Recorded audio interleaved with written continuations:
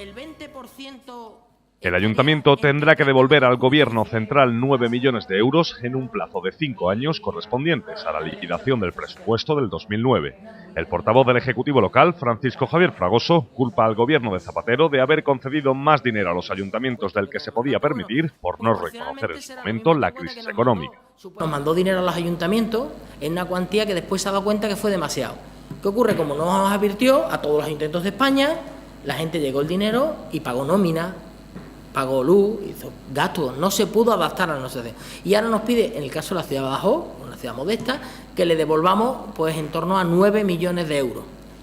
9 millones de euros, es decir, 1.500 millones de pesetas, una cosa, ya entienden ustedes, razonable.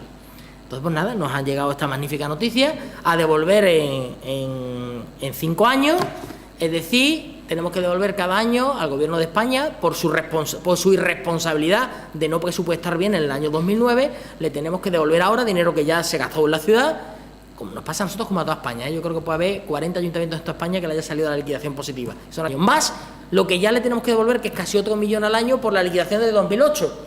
O sea, que aquello que don Gaspar Zarría se jactaba de que nos iba a subir muchísimo dinero a los ayuntamientos, ya nos hemos dado cuenta porque nos ha subido mucho dinero a los ayuntamientos, que es para compensar lo que le tenemos que devolver y para que no hubiera una caída todavía mayor en los ingresos que había.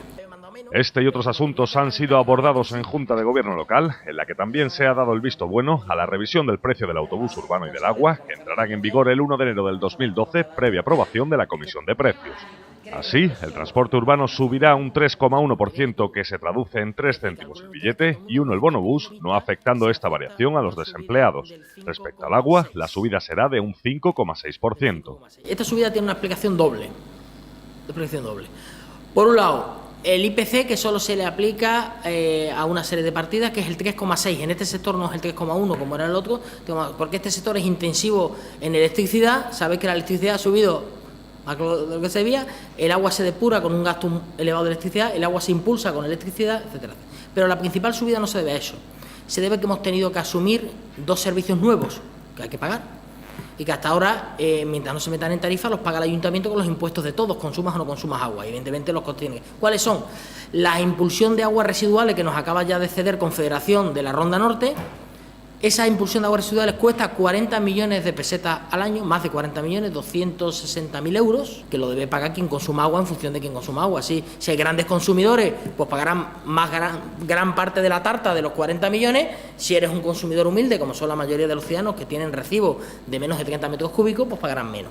Y también la impulsión de agua al varado. La impulsión de agua al varado, estamos hablando de 46.000 euros al año. Esto se traducirá en una subida en la factura de entre 1,31 y 2,7 euros el trimestre, en función del agua que se consuma. Finalmente se ha aprobado el padrón del impuesto de actividades económicas, que cuenta con 1.664 empresas registradas.